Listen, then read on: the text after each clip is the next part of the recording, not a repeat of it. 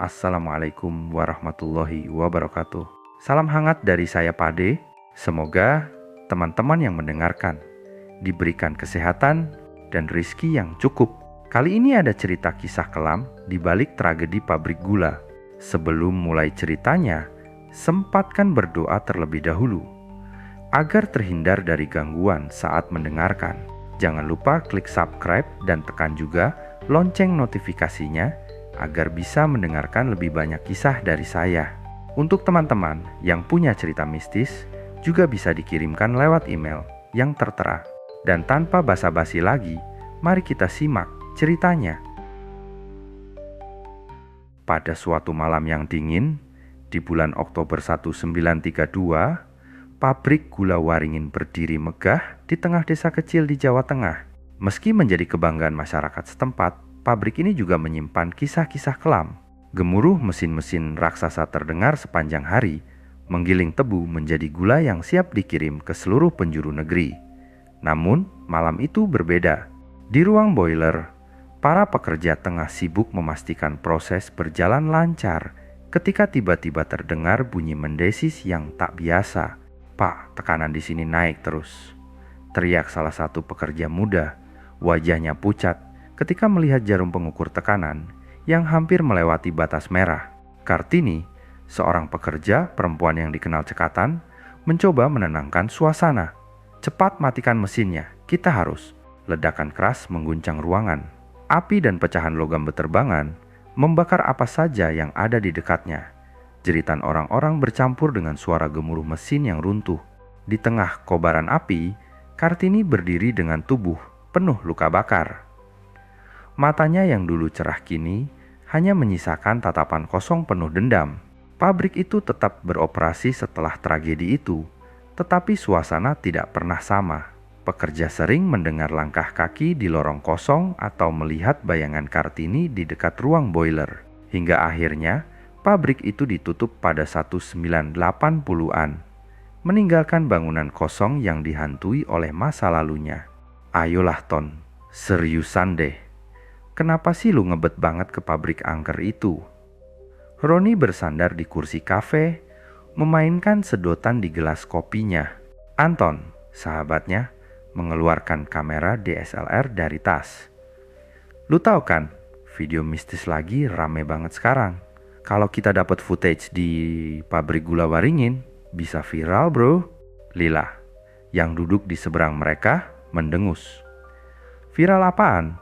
"Viral masuk rumah sakit karena ketempelan. Gue gak mau ikut." "Ya, ayolah Lil," bujuk Anton. "Lu tinggal nemenin aja. Gue butuh 2 orang buat nemenin gue explore." Roni tersenyum lebar. "Kapan lagi coba Lil, lu bisa cerita ke orang-orang kalau pernah masuk tempat paling angker se-Jawa Tengah?" Lila melipat tangan, menatap mereka tajam. "Kalau gue mati, yang pertama gue hantu itu kalian, ngerti?" Akhirnya, mereka bertiga berkendara menuju pabrik yang terletak di pinggiran desa. Jalanan gelap dan berliku menambah suasana mencekam. "Lil, lu masih ngambek?" tanya Roni sambil melirik ke arah Lila yang duduk di kursi belakang. Lila melotot. "Gak ngambek, tapi gue gak suka ide gila ini." Anton tertawa kecil. "Udah nyantai aja Lil, gue udah riset kok. Pabrik itu cuma tempat kosong, gak ada apa-apa." Mereka tiba di gerbang pabrik yang besar dan berkarat. Pohon-pohon tinggi menjulang di sekitar, seolah menjaga tempat itu dari pengunjung tak diundang. "Well, ini dia," ujar Roni sambil turun dari mobil. Anton mengarahkan senter ke gerbang. "Pas banget buat suasana horor ya," Lila mendesah. "Gue beneran benci kalian sekarang." Di dalam pabrik, suasana langsung berubah. Bau besi tua dan udara lembab menyambut mereka. Lantainya penuh debu dan mesin-mesin tua berdiri seperti raksasa bisu. "Serem juga ya," gumam Roni sambil menyapu senter ke sekitar. "Lu kira bakal kayak gimana? Tempat ini udah kosong puluhan tahun," jawab Anton, sibuk memeriksa kameranya. Tiba-tiba terdengar suara logam jatuh dari ujung ruangan. "Lu denger itu?" tanya Lila dengan suara bergetar. "Pasti angin," sahut Anton cepat, meskipun raut wajahnya mulai tegang. Namun, ketika mereka melangkah lebih dalam, Suara mesin tua tiba-tiba terdengar, seolah sedang dinyalakan. "Gue nggak suka ini," ujar Lila. "Serius, kita keluar aja oke?" Roni mencoba menenangkan. "Santai Lil, cuma suara. Mesin-mesin ini nggak mungkin hidup lagi." Namun, suara langkah kaki perlahan terdengar mendekat, membuat mereka semua membeku. Langkah kaki terdengar semakin jelas, menggema di ruangan besar yang gelap. Roni menelan ludah, mencoba mencari asal suara dengan senternya. "Lil, lu nggak jalan kan?" tanya Roni pelan. Lila menggeleng sambil gemetar. "Enggak, gue diem di sini." Anton melangkah mundur, mendekat ke arah mereka. Mungkin itu tikus atau sesuatu.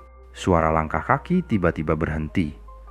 Udara terasa berat, seolah menekan tubuh mereka bertiga. "Anton, stop main-main," bisik Lila dengan suara tegang. "Serius, gue nggak ngapa-ngapain." Anton memeluk kameranya erat, tangan berkeringat. Dari sudut ruangan, terdengar suara perempuan lembut menyanyikan lagu Jawa yang tidak mereka mengerti. Nadanya memecah keheningan, membuat bulu kuduk mereka berdiri. "Siapa itu?" tanya Roni, mencoba menenangkan diri meski suaranya bergetar. Lila tidak menjawab. Matanya terpaku ke arah salah satu mesin besar. Dalam cahaya senter yang bergoyang, terlihat bayangan samar seorang perempuan berdiri di sana. Tubuhnya gelap, wajahnya tidak terlihat jelas. "Lila, ayo keluar." Roni menarik tangan Lila, tapi ia tetap terpaku. "Lil, jangan bengong." Anton memberanikan diri mengarahkan kameranya ke bayangan itu. Kalau ini beneran hand, flash kamera menyala. Dalam sekejap, bayangan itu menghilang. Tapi ketika Anton melihat hasil foto di layarnya, ia tersentak mundur. "Guys, ini nggak mungkin." Roni merebut kamera Anton. Di layar terlihat sosok perempuan dengan rambut panjang, mengenakan kain lusuh, dengan luka bakar di sebagian wajahnya. Mata perempuan itu menatap lurus ke arah kamera, seolah tahu mereka sedang mengamatinya. "Lari sekarang!" teriak Roni. Mereka bertiga berlari menuju pintu keluar, tetapi pintu itu sudah terkunci rapat. Roni mencoba mendobraknya, tetapi sia-sia. "Ini bukan ide bagus, Ton," teriak Lila. Napasnya tersengal. "Gue juga nggak tahu bakal kayak gini," jawab Anton panik. Tiba-tiba, lampu tua di salah satu sudut pabrik menyala sendiri, memancarkan cahaya temaram yang menciptakan bayangan panjang di lantai. Di bawah lampu itu, sosok perempuan muncul kembali. Lebih jelas dari sebelumnya.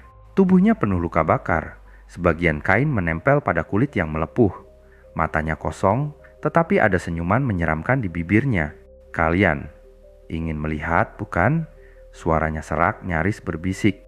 Roni mundur perlahan, mencoba melindungi Lila dan Anton di belakangnya. "Bu, maaf, kami cuma mau lihat-lihat, nggak ada maksud ganggu." Perempuan itu tertawa pelan. Suara tawanya bergema di seluruh ruangan. "Lihat, kalian akan melihat semuanya." Lantai di sekitar mereka tiba-tiba berubah. Mesin-mesin tua terlihat bersinar seperti baru. Pabrik yang tadinya rusak kini tampak kembali seperti saat masih beroperasi. Di mana-mana terlihat pekerja yang bergerak dengan wajah tanpa ekspresi, tetapi semuanya menoleh ke arah mereka bertiga. "Apa ini?" jerit Lila. "Ini kayak mimpi buruk," bisik Anton, memegang erat kameranya. Kartini mendekat, tangannya yang melepuh terulur ke arah mereka. "Kalian tidak boleh pergi, seperti mereka yang lain." Mereka berpencar tanpa sengaja saat berlari mencari jalan keluar. Roni berakhir di ruang mesin besar. Bayangan pekerja tanpa wajah berdiri mengelilinginya. Mereka perlahan mendekat, mengulurkan tangan seolah ingin menyeretnya. "Pergi, jangan dekat-dekat," teriak Roni sambil melayangkan senter ke arah mereka. Tapi bayangan itu semakin mendekat dan suara mesin mulai terdengar kembali. Seolah-olah pabrik itu hidup lagi. Sedangkan Anton, ia menemukan dirinya di ruang penyimpanan. Kamera yang ia bawa terus menyala sendiri, mengambil gambar tanpa ia sadari. Ketika ia memeriksa hasilnya, setiap foto menunjukkan gambar tragedi masa lalu, ledakan, api, dan tubuh-tubuh terbakar. Suara Kartini terdengar di belakangnya. "Foto itu, kenangan kami. Dan Lila, ia tersesat di lorong sempit, mendengar suara-suara meminta tolong. Tolong aku, tolong kami. Lila mencoba mencari sumber suara, tetapi hanya menemukan pintu terkunci di mana-mana. Tiba-tiba, sebuah tangan menyentuh bahunya dari belakang. Mereka bertiga akhirnya bertemu di ruang boiler, tempat asal tragedi pabrik. Kartini berdiri di tengah ruangan, menatap mereka dengan mata penuh dendam. Kalian bisa pergi, tapi bawa kenangan kami, katanya dengan suara penuh makna. Pintu keluar terbuka sendiri. Tanpa pikir panjang, mereka berlari keluar, meninggalkan pabrik yang kembali gelap. Di luar, mereka terengah-engah menatap pabrik yang kini tampak seperti bangunan kosong biasa. Kita nggak bakal cerita ke siapapun, oke? Ujar Roni tegas. Anton menatap kameranya. Tapi gue ada buktinya. Lila merebut kamera itu dan melemparkannya ke tanah. Kita nggak butuh bukti, Ton. Bukti cuma bakal bikin kita balik lagi ke sini. Anton tidak menjawab, tetapi ia memungut kamera itu dengan gemetar.